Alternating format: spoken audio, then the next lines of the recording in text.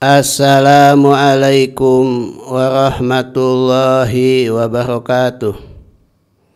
Bismillahirrahmanirrahim. Alhamdulillahi rabbil alamin. Wassalatu wassalamu ala sayyidina Muhammadin wa ala alihi wa sahbihi ajma'in. Amma ba'du. Anak-anakku yang berbahagia, kita lanjut dalam bahasan Ta'limul Mutalim halaman 36. Fasun fi syafaqah wa nasihah. Bahasa tentang syafaqah dan nasihah. Syafaqah artinya kasih sayang, lemah lembut. Nasihah selalu memberikan bimbingan ke arah yang baik. Artinya seorang guru dalam membimbing anak didiknya harus disertai dengan kasih sayang, dengan sebuah keinginan dan harapan bagaimana anak didik ini supaya mendapatkan hidayah, mendapatkan taufik menjadi orang baik. Itu ada satu hal yang tidak boleh ditawar-tawar lagi. Seorang pendidik harus ada rasa kasih sayang dan selalu berkeinginan dan cita-cita anak didik itu menjadi anak yang baik. Wayam bagi dan pantas ayakuna hendaknya ada sahibul ilmi yang memiliki ilmu, musyfiqan nasihan. Musyfiqan selalu kasih sayang. Nasihan harus selalu membimbing, mengarahkan pada yang positif. Ghairu hasidin dan tidak boleh hasud. Fa hasadu, hasud itu yadurru wa la yanfa. Amat membahayakan dan tidak ada manfaatnya. Wa kana ustazuna Syekhul Islam Burhanuddin rahmatullah alaih yaqulu berkata para ulama, inna ibna mu'alim yakunu aliman, sesungguhnya seorang anak mu'alim jadi seorang alim. Lianna mu'alim, karena seorang mu'alim yuridu ayyakuna, dia berkeinginan ayakuna supaya ada talamiduhu, murid-muridnya itu bil Qur'ani, dalam Quran. Ulama'a, jadi ulama. Fabi barakati i'tiqadihi, maka berkah i'tiqadnya itu mu'alim. Wa syafaqatihi, dan kasih sayang mu'alim. Yakunu, maka ada ibnuhu, anaknya mu'alim, aliman, jadi alim. Wakana, dan ada yuhka dihikayatkan anasad al-aja burhanul aimah, sunya sadu aja burhanul aimah ja'ala waqta sabki libnaihi, menjadikan dia untuk waktu belajar dua anaknya yang bernama As-Sadri Syahid Isamuddin dan As-Sadri Said Tajuddin, waktu duha, di waktu duha. Al-Kubro, yang sudah siang. Ba'da jami'il asbaq, setelah berlangsung pelajaran-pelajaran. Wakana yakulani, maka ada dua anaknya berkata, inna tabi'atana, sesungguhnya tabiat kami, nakil wa namul, sudah dalam keadaan mintu dan dalam keadaan bosan. Bidzalika waqti, di waktu itu. Faqala, maka berkata abuhuma, bapa daripada dua anak itu, inal ghuraba, sesungguhnya para pengembara, wa uladu kubaro, dan anak-anak para pembesar, ya'tuni, pada datang pada kami, min aqtari ardi, dari penjuru bumi, fala buddha, maka tidak boleh tidak, min an uqaddima asbaqahum, daripada mendahulukan pelajaran mereka. Fa bi barakati syafaqatihi, maka berkah kasih sayangnya itu, faqa ibnahu, maka terkenal dua anaknya itu, ala tsari fuqahil ardi, di atas kebanyakan fuqaha pada waktu itu yang ada di tengah masyarakat. Bidzalika asli di zaman itu fi fikih, di bidang fikih. Anak sekalian, kita harus bercita-cita dalam belajar itu supaya berhasil. Berhasil itu menjadi seorang alim, seorang yang berilmu. Kita tidak boleh hanya sepanjang masa menjadi murid, tapi harus menjadi guru. Seperti disabdakan oleh Nabi, kun aliman au muta'aliman au mustamian au muhiban wala takun khamisan. Jadilah kamu seorang alim. Kalau kita tidak jadi seorang alim, jadilah seorang muta'alim, jadi pelajar, jadi santri. Kalau tidak jadi santri, jadilah kita seorang muhib, pencinta. Kalau tidak menjadi pencinta, jadilah mustami, seorang pendengar. Jangan sekali-kali menjadi kelompok kelima. Mu'alim tidak, muta'alim bukan, pencinta lain, pendengar juga lain. Berarti tidak kemana-mana. La haula wa la haula. Maka binasalah manusia. Nah, kalau kita melihat pada hadis ini, pertama kita menjadi pendengar. Kalau sudah jadi pendengar, jadilah pelajar. Kalau sudah jadi pelajar, jadilah pengajar. Jadi artinya tidak hanya jadi pendengar setia, harus berusaha menjadi seorang pelajar yang aktif, tekun. Setelah itu jadilah pengajar, seorang yang punya ilmu. Memang kalaupun tidak menjadi salah satu di antara yang tiga, masih lumayan kalau menjadi seorang simpatisan, muhibban, yaitu kelompok keempat. Nah, yang paling parah itu pencinta bukan, pendengar bukan, pelajar bukan, jadi alim, jadi ulama bukan. Nah, harapan Bapak pada kalian sekarang, jadilah muta'alim yang baik.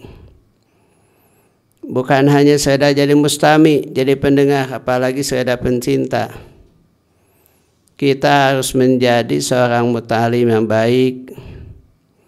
Muta'alim yang baik itu artinya mau belajar sungguh-sungguh. Kun mustafidan kulla yaumin ziyadatan minal ilmi wasbah fi buhuril fawaidi. Kun mustafidan kulla yaumin ziyadatan minal ilmi. Setiap hari kita harus bertambah ilmunya. Tidak boleh hari bertambah, ilmu tidak bertambah. Wasbah fi buhuri fawaid. Harus dimanapun kita berada, menjadikan kesempatan ini untuk bertambah ilmu kita. Di rumah tambah ilmu, di toko tambah ilmu, di pasar tambah ilmu, di perjalanan tambah ilmu, di pengembaraan, dimanapun kita berada, selalu menambah ilmu. Tiada hari tanpa belajar, tiada hari tanpa membaca, tiada hari tanpa mendengarkan. Supaya apa? Ilmu bertambah. Apalagi sekarang ini dunia yang sangat mudah. Belajar itu tidak hanya di rumah, bisa belajar di mana saja. Cukup buka internet, dilihat Google. Di situ informasi keilmuan selalu terbuka untuk kita. Tinggal buka aplikasi Kitab Fathul Bari, Bukhari, Muslim, dan lain-lain kitab ada di situ.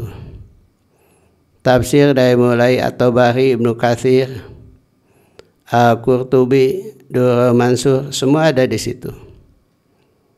Jadi tidak ada alasan untuk tidak menambah ilmu di kesempatan dimanapun kita berada.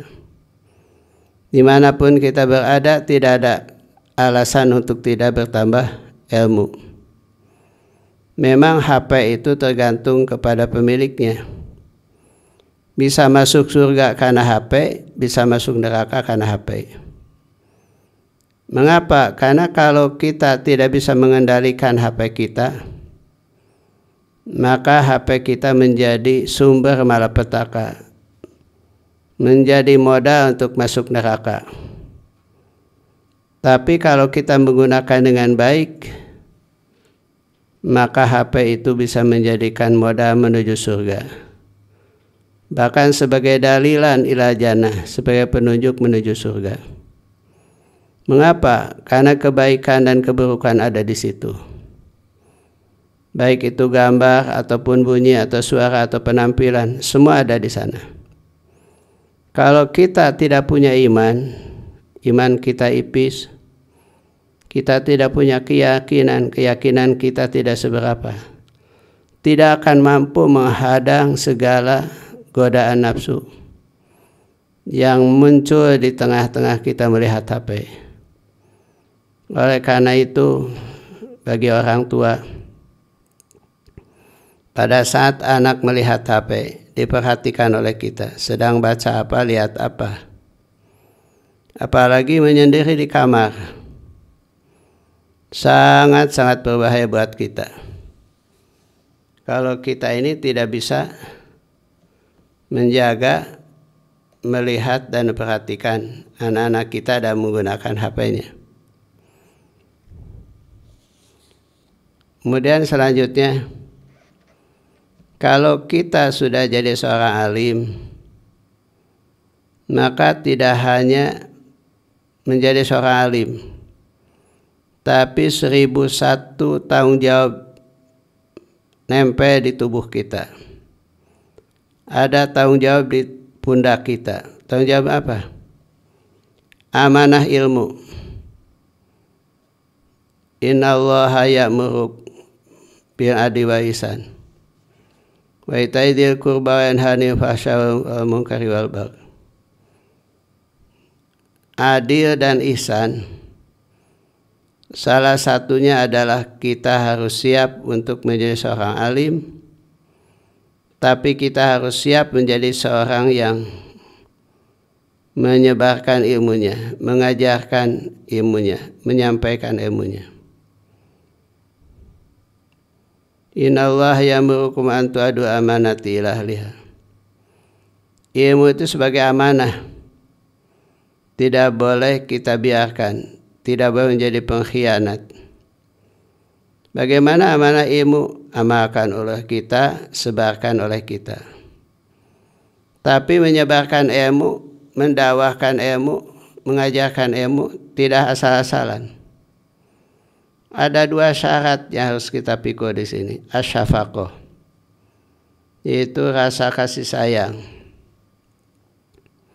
Artinya kasih sayang seperti kasih sayang kita kepada anak kandung kita sendiri.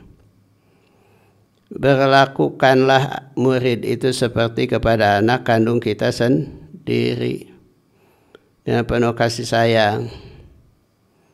Tidak ada rasa kebencian. Dan selalu an-nasihah. Nasihat itu membimbing ke arah baik, ke arah yang positif. Yang namanya anak atau murid, potensi untuk tidak baik selalu ada. Karena di situ ada nafsu. Di situ ada pengaruh dari luar datang. Maka guru harus nasihan, memberi nasihat bimbingan supaya melakukan baik dan meninggalkan tidak baik. Itu peran daripada seorang guru. Bahkan di sini katakan ghairu hasidin, tidak boleh hasud. tidak akan jadi guru baik kalau masih ada perasaan hasud. Kebahagiaan guru bukan dari uang, berapa jumlah dia terima sebagai honor atau gaji. Walaupun itu dianggap penting, tapi tidak sepenting bagaimana guru bisa berhasil mendidik anak. Itulah kepuasan guru, itulah kebahagiaan guru, itulah puncak daripada keinginan guru, yaitu anak didiknya berhasil. Lalu kalau ada perasaan hasud, tidak mungkin guru bisa mendidik dengan baik. Karena hasud itu timbul dari perasaan tidak inginnya orang lain maju. Tidak ada keinginan orang lain maju, itu orang hasud. Bahkan orang hasud itu selalu berkeinginan orang lain itu nestapa, bahaya, celaka. Seorang guru tidak mungkin ada perasaan itu. Bahkan guru itu bukan hanya mendidik dengan baik dengan penuh kasih sayang. Guru itu berdoa sama Allah, ya Allah jadikanlah murid saya murid yang baik. Hatinya tulus, otaknya cerdas, akhlaknya baik, ilmunya manfaat. Kedudukannya lebih jaya, lebih bahagia. Paling tidak kita sholat hajat 2 rakaat buat anak didiknya untuk muridnya, siang ataupun malam. Kalau tidak begitu, berarti kita belum tulus menjadi orang yang selalu membimbing murid atau menjadi guru di hadapan murid. Terlebih lagi kalau ada perasaan hasud, di mana guru tidak punya keinginan anaknya lebih baik. Tidak ada keinginan supaya muridnya lebih mulia, lebih jaya, lebih hebat. Kata pengarang ini, kalau kita punya hasud, maka hasud itu la yadurru. Hasud itu yadurru wa la yanfa, sangat besar madaratnya dan tidak ada manfaatnya. Bahkan hasud itu menjadi hati kita gelisah, hati kita menjadi tidak tenang. Makanya Allah menurunkan khusus ayat protek daripada hasud. Qul a'udzu birabbil falaq min syarri ma khalaq wa min syarri ghasikin idza waqab wa min syarri nafatsati fil 'uqad wa min syarri hasidin idza. Minta perlindungan kepada Allah daripada perilaku orang hasud. Kenapa? Karena orang hasud itu kerjanya secara diam-diam. Bahkan dilakukan pada waktu malam, menggunakan bukhul dengan jampe-jampe, dengan berbagai cara supaya yang dihasudi itu celaka. Orang dapat nikmat itu binasa, orang jaya itu terperosok, itu orang hasud. Supaya yang tertawa itu menjadi menangis, itu orang hasud. Maka mintalah pada Allah perlindungan supaya kita ini dijauhkan dari bahayanya orang hasud. Paling tidak kita membaca kulhu, qul a'udzu birabbil falaq, qul a'udzu birabbin nas, ayat kursi setiap malam. Terutama sebelum tidur. Insya Allah orang hasud yang demikian tidak akan memberikan pengaruh kepada kita. Karena kita sudah memprotek diri, menjaga diri dari penyakit mereka. Nah, seorang guru tidak boleh memiliki penyakit hasud. Tidak ada manfaatnya hasud itu. Bahkan yang besar itu madarat. Madaratnya apa? Untuk kita, bukan untuk yang lain. Untuk kita apa? Kita tidak akan pernah tersenyum, tidak akan pernah bahagia, tidak akan pernah puas. Selalu ada penderitaan dalam hatinya. Kenapa? Hasud.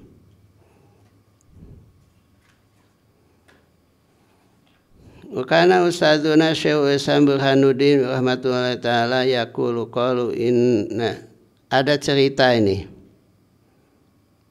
Anaknya seorang alim menjadi seorang alim, bahkan menjadi ulama yang paling hebat di zaman itu. Mengapa? Apakah ada diskriminasi mengajar? Bukan. Apakah dia mengistimewakan anak sendiri? Bukan. Justru karena kasih sayang yang dia miliki ditumpahkan untuk anak orang lain. Ceritanya dua anak itu dikasih waktu belajar oleh ayahnya. Di waktu yang sudah lelah, sudah capek, sudah jenuh. Sementara waktu segar, waktunya emas, dipakai untuk mengajar anak orang lain. Ketika anaknya protes, dia menjawab apa? Wahai anakku, sabar. Ini para pendatang yang sangat jauh, ingin diajari sama aku. Apalagi anak-anak pejabat, orang-orang besar, seorang ulama yang sangat termasyhur memasukkan anaknya pada beliau. Masa oleh saya harus dibiarkan? Cek Sundana mah wayahna hidup ngaji teh engke saat selesai ngajar ke anak batur.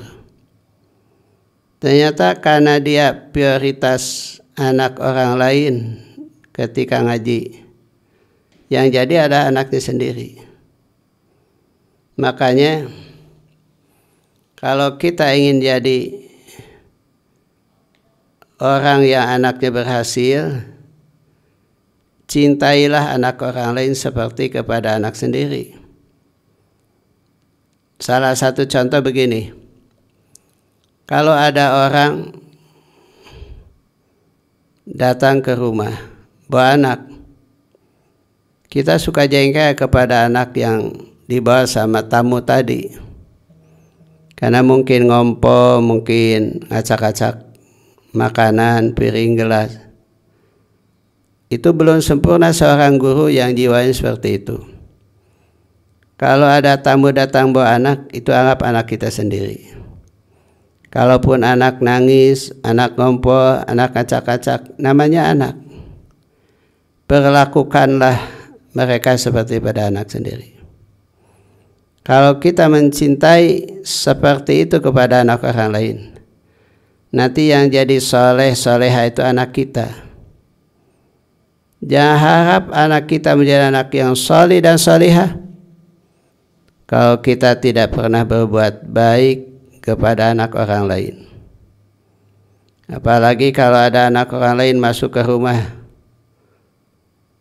istilah Sunda digebah-gebah, pantau ditutupan, dilarang masuk. Kesana, kesana, jangan ke sini. Sebel kamu, marah sama anak orang lain. Masya Allah, ini jauh dari perilaku Nabi, akhlak Rasul, di mana Rasul itu selaku panutan buat kita, begitu kasih sayangnya kepada anak, walaupun bukan anak sendiri. Karena anak mereka itu anggap seperti anak kita sendiri. Kalau kita kasih sayang seperti itu, nanti yang tumbuh berkembang menjadi anak soleh adalah anak kita. Mungkin kalau anak kita nakal, anak kita tidak baik, koreksi pada diri kita. Mungkin kita selalu memanjakan anak kita sendiri dan tidak pernah memberikan kasih sayang pada anak orang lain. Padahal berlakukanlah anak orang lain itu seperti anak kita sendiri. Maka anak kita yang akan jadi ulama besar, orang terkenal, akhlaknya baik, ilmunya cukup. Kenapa? Kasih sayang seorang ayah yang tidak pernah diskriminatif pada saat dia melihat anak orang lain. Nah, ini jadi contoh yang tadi ceritakan. Jadilah anaknya sebagai anak yang terkenal melebihi daripada anak didiknya. Kenapa? Bibarokati syafaqatihi, karena berkah daripada kasih sayangnya. Kiai Haji Syekh Hasyim Asy'ari dalam kitabnya beliau mengatakan, Bagaimana sebaiknya seorang guru kepada murid? Seorang guru kepada murid itu harus diperhatikan hal-hal sebagai berikut.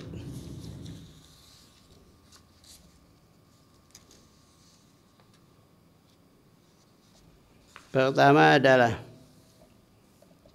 niatkan di dalam mendidik dan mengajar anak orang lain itu wajah Allah, adalah karena Allah Subhanahu wa Ta'ala, untuk menyebarkan ilmu, menghidupkan agama Allah, dan harus selalu menjaga kesucian dan tidak boleh ada kebatilan pada diri kita. Ini yang pertama. Kita harus menjadi khairul ummah, sebaik-baik umat, dan mendidik mereka harus betul-betul ikhlas karena Allah Subhanahu wa Ta'ala. Ini yang pertama.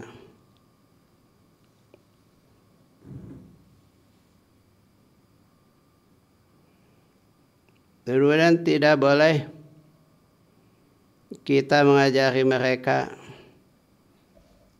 dengan tidak ada ketulusan. Harus baik niat kita. Tidak boleh ada niatan-niatan lain. Seperti tadi, dengan penuh kasih sayang, dengan penuh kelembutan, karena Allah mengajar, itulah yang harus ditanamkan bagi seorang guru. Kemudian yang ketiga adalah harus mencintai kepada murid seperti mencintai pada anak kita sendiri.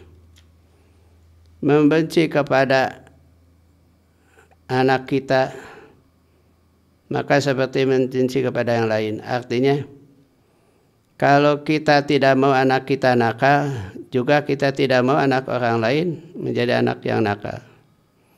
Ketika kita ingin anak kita baik, maka demikian pula kita harus ingin anak orang lain baik. Jangan sebaliknya. Yang penting anak kita yang baik, sabodo anak orang lain. Justru nanti yang jelek jadi anak kita. Harus dalam diri kita berharap anak kita menjadi anak baik, anak orang lain juga menjadi anak yang baik. Nanti yang jadi baik ada anak kita. Yang keempat, harus toleransi kepada murid. Selalu memudahkan kepada murid. Tidak boleh mempersulit kepada mereka. Kalau kita tidak baik kepada murid, bagaimana kita bisa berhasil mendidik anak menjadi anak orang baik? Misalkan kita suka galak, nanti anaknya jadi galak. Muridnya dia murid galak. Guru tidak boleh malas, nanti muridnya jadi malas. Kalau seorang guru sudah malas, apalagi murid. Oleh karena itu, kita harus selalu menanamkan satu contoh yang terbaik buat anak kita. Di antaranya, tidak boleh mempersulit, tidak boleh mempersusah kepada murid kita. Selalu senyum, santun, salam, damai. Yang kelima, harus sungguh-sungguh mengajari anak. Ayuhri sa'ala ta'limihi wa tafhimihi bibadli juhdi. Jadi artinya harus sungguh-sungguh mengajari dan mendidik anak dengan keseriusan yang full, tidak boleh setengah-setengah. Ngajar itu daik-daik hante-hante. Dia mah yang penting ngajar, sabodo, paham tidak paham, aing sudah ngajar. Itu tidak serius. Kalau mereka belum paham, coba tanya, di mana yang belum pahamnya? Makanya sunnah kalau kita ngajar kepada anak, meneliti apakah anak itu sudah paham dan apa yang kita ajarkan. Kalau belum paham, ulangi lagi sampai betul-betul mereka paham. Bahkan Nabi itu menyuruh kepada kita kalau ngajar itu, sekiranya kurang jelas perkataan kita, boleh diulangi beberapa kali kata-kata itu kepada mereka, biar mereka itu bisa memahami apa yang kita katakan pada mereka. Kemudian yang keenam adalah ayat luba minat tolabah fi badil awqat i'adata mahfudzat, supaya meminta kepada murid itu untuk menjaga hafalannya, mendorong supaya mereka itu mau menghafalkan pelajaran telah kita sampaikan. Kemudian kalau bisa menguji, ngetes mereka sejauh mana hafalan yang sudah dikuasai oleh mereka. Yang sampai diabaikan mereka apakah paham atau tidak, dihafalkan atau tidak, memasa bodohkan kepada anak.